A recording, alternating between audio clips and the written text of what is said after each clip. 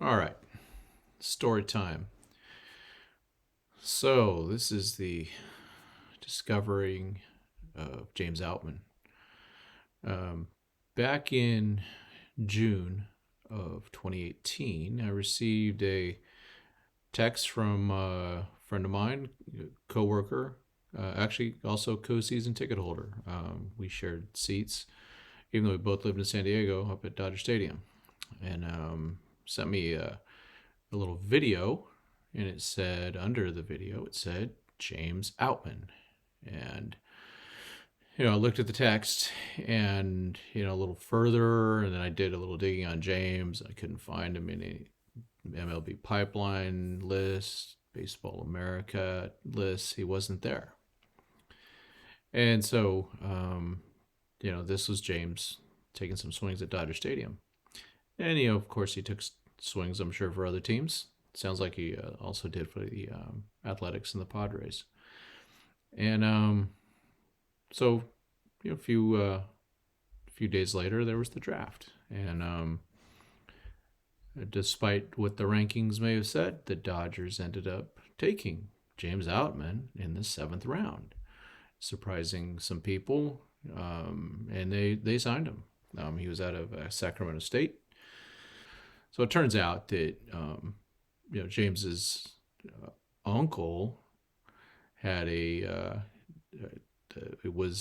a kid on the same team as my co-season ticket holder friend Dominic, and so that's kind of a connection that started. And so I had just started working for Dodgers Nation mid-July of 2018, and I reached out to his uncle.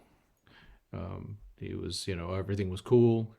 He reached out to James and gave me his information. I reached out to James about doing an interview with him. It was just going to be like an email interview. Hadn't really gotten a lot of things down yet in terms of figuring out how to do these things. So I emailed him, didn't hear from him for a while. And then he popped in with an email back to me and said, "Yeah, I've been real busy. Sorry about that." It turns out like my email ended up in his junk mail, something like that. So he found the email, and then it was during the playoffs. He said, "Hey, I'm still busy." And then after the playoffs, so mid to late September of 2018, I was able to do, as James would say, his first interview, and it was through email. And so I sent him an email with a bunch of questions, and he sent me an email back, and so that was published late September at DodgersNation.com. That link will be in the description. Please take a look at it. It's kind of interesting. So that's kind of the story of my discovery of James Outman. Obviously, the Dodgers knew what they were doing. We want to congratulate James and his family on the announcement today, which is I'm recording this on the day that it was announced that James was going to be on the opening day roster for the 2023 season. So how about that? I think it's really cool, very exciting. So far, we definitely know that him and Miguel Vargas are on the opening day roster for 2023, and we're probably going to get either Ryan Pepio or Michael Grove, getting that fifth starter spot. So that's at least three rookies that would be on the opening day roster. So really excited about all of it. All the best to those players. Again, just really cool stuff to see where James has come.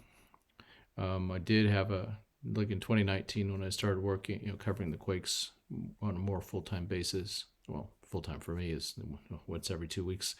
I talked to Dustin Kelly, who was a coach at the time, and I brought up James, and he said he just had the best of things to say about James. And what I'm finding is that most people, or everyone that I've dealt with, just rave about James Outman. So he's a good human. He's been really good to me, to be honest with you. And he's been good to everyone that I know of. And so we want the best for James, best for the Dodgers, and all the best to all the prospects and the Dodgers on the upcoming 2023 season. And so that is my story of discovering James Outman. Thanks, everybody.